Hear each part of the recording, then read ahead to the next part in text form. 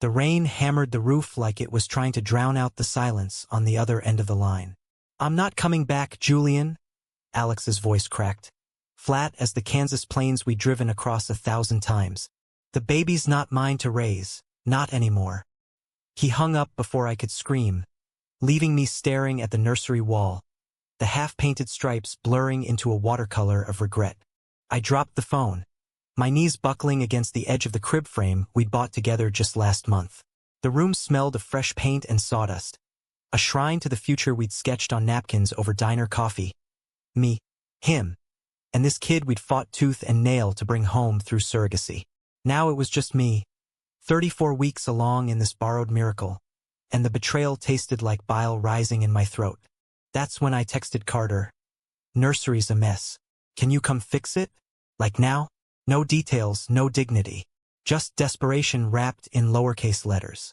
Carter O'Malley, my college roommate from those wild Kansas State days, the guy who'd patched more than my dorm room drywall. He replied in seconds, "On my way.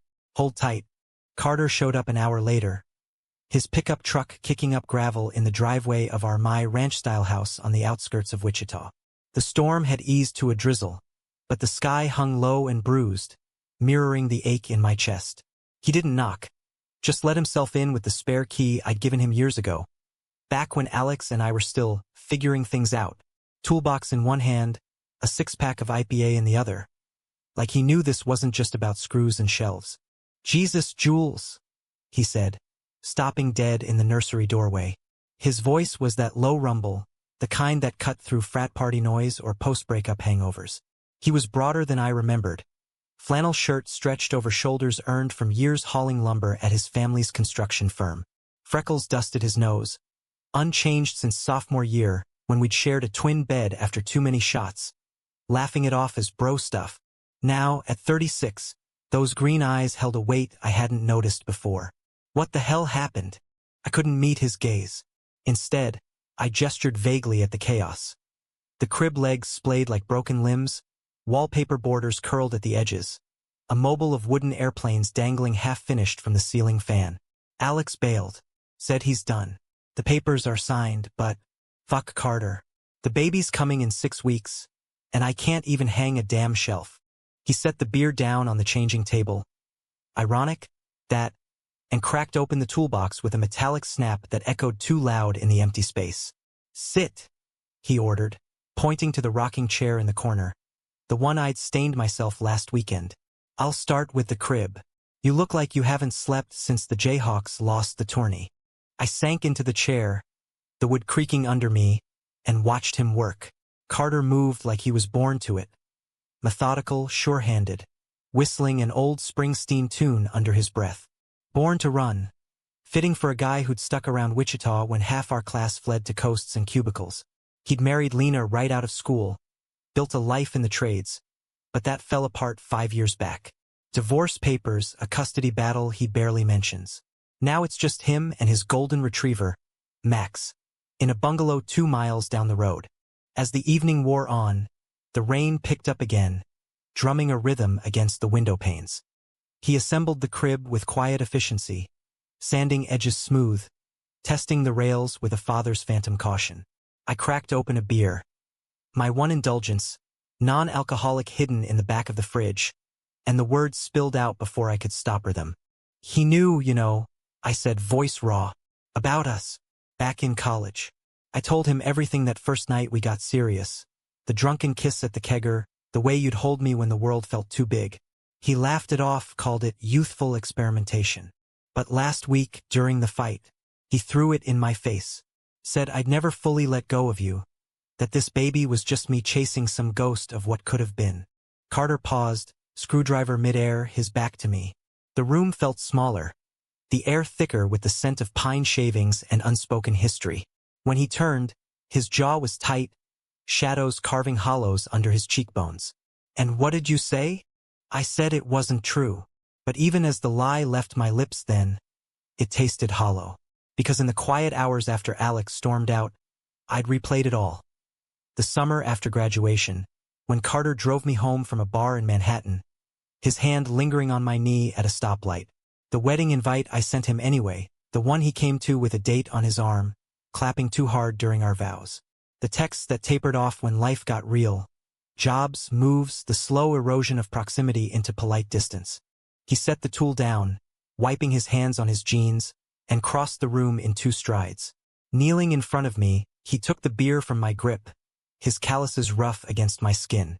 "Jules," he murmured, eyes locking on mine with an intensity that pinned me like a specimen slide. It wasn't just a ghost for me either. The confession hung there, fragile as the mobile swaying overhead. My heart stuttered, part fear, part flood of something I'd buried under layers of denial. "Carter, don't." He shook his head, a ghost of a smile tugging his mouth. "Not tonight. Tonight's about this." He nodded at the crib, now standing sturdy in the corner, a promise amid the wreckage. But his hand stayed on my knee, warm and steady, and for the first time since the call, I breathed without shattering. We worked through the night side by side. He showed me how to level the shelves, his fingers guiding mine over the drill's trigger. Lessons in torque and patience I'd never learned from Alex, who preferred apps to Allen wrenches. Between tasks, stories surfaced like bubbles in the beer foam. His divorce, how Lena confessed she'd always suspected he swung both ways but never pushed. My surrogacy fight, the courtroom battles in Topeka where judges eyed us like we were scripting a scandal. They asked if we were stable. I laughed bitterly, stapling the wallpaper border. As if love's a balance sheet. By dawn, the nursery gleamed. Soft yellow walls. A bookshelf lined with board books I'd scavenged from library sales. The crib draped in a quilt Lena had sewn before she left him. Max, who'd tagged along at some point, sprawled on the rug, tail thumping lazily. Carter brewed coffee in the kitchen, black as the circles under my eyes, and we sat on the porch steps, watching the sun fracture the clouds over the wheat fields. "I should have been here sooner," he said, staring at the horizon. "Not just for the crib, for all of it." The betrayal clawed back then, sharper in the light of day. Alex's texts had started pouring in overnight. Apologies laced with accusations, claims that I'd pushed him away with my lingering bullshit. I showed Carter one.